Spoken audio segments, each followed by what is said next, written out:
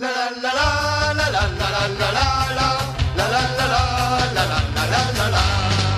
veux bâtir les cités idéales, détruis d'abord des monstruosités.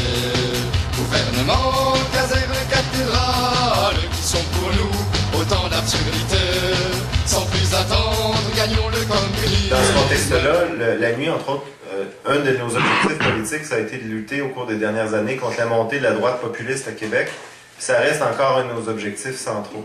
Mais au-delà de tout ça, au-delà de lutter contre ce discours-là, puis ces pratiques-là, de dénoncer de toutes sortes de façons, puis d'amener aussi une résistance, puis un contre-discours, il faut aussi parler de notre projet politique, parce que c'est bien beau d'être en résistance, d'être en opposition face à un milieu qui est des fois assez hostile à ces idées-là. Il faut quand même faire l'effort de définir ce qu'on veut exactement.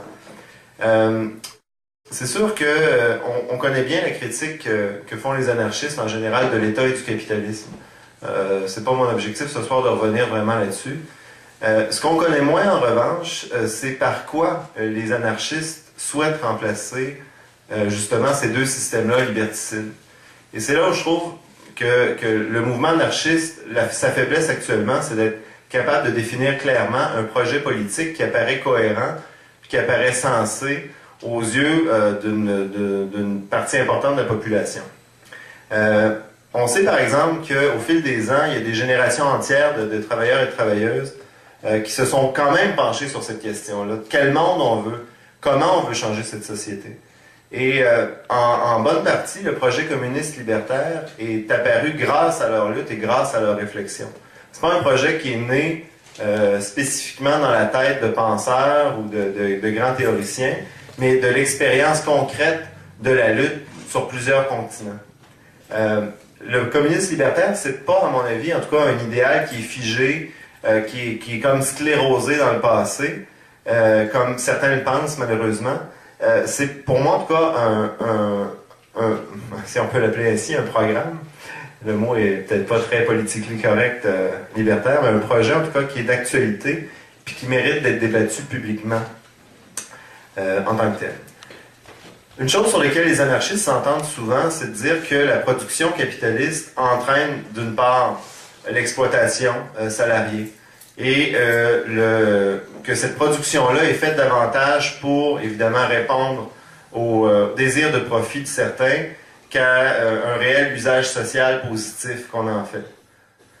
Ça, c'est un constat de base. Mais comment, en fait, on arrive à redéfinir tout ce qui est la production dans notre société? Il ne s'agit pas seulement de dénoncer ça, puis d'amener justement des solutions partielles ou de se satisfaire d'une espèce de capitalisme à visage humain, éthique, biologique, etc.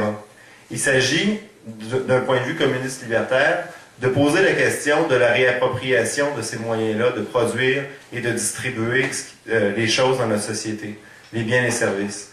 De penser justement la récupération et la réappropriation, pas juste pour produire la même chose, mais de manière solidaire, libertaire et coopérative, mais de repenser même pour la finalité de la production.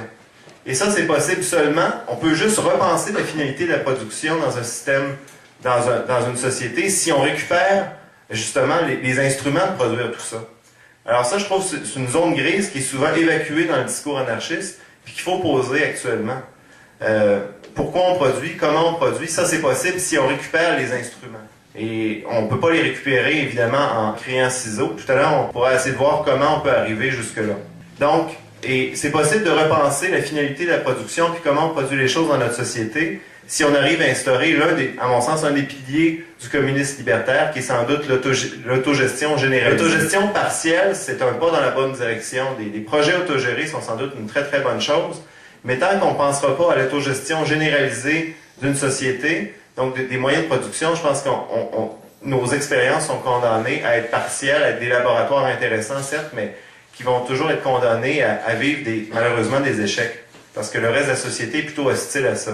On y reviendra tantôt. Mais qui dit autogestion généralisée dit aussi démocratie directe.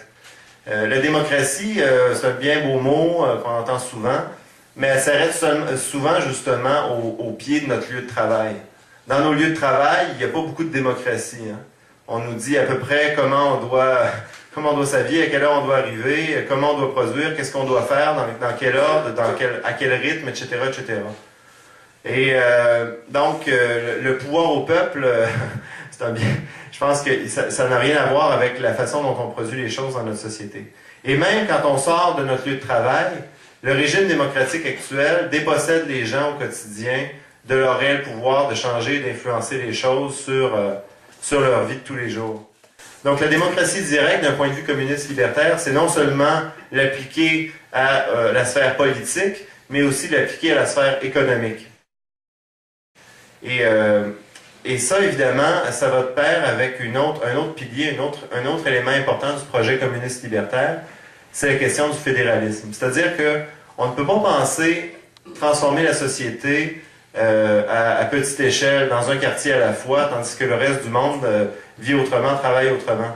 On sait que le monde dans lequel on vit, on est nécessairement interdépendants les uns face aux autres.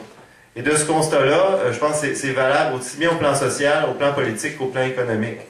On a tout intérêt à se regrouper, à se fédérer et à établir ensemble des grands paramètres avec lesquels on va réussir à produire et être capable aussi de s'auto-gouverner, de répondre aussi aux enjeux. Donc la question du fédéralisme est essentielle si on veut penser à réorganiser la société sur d'autres bases et dans un sens libertaire.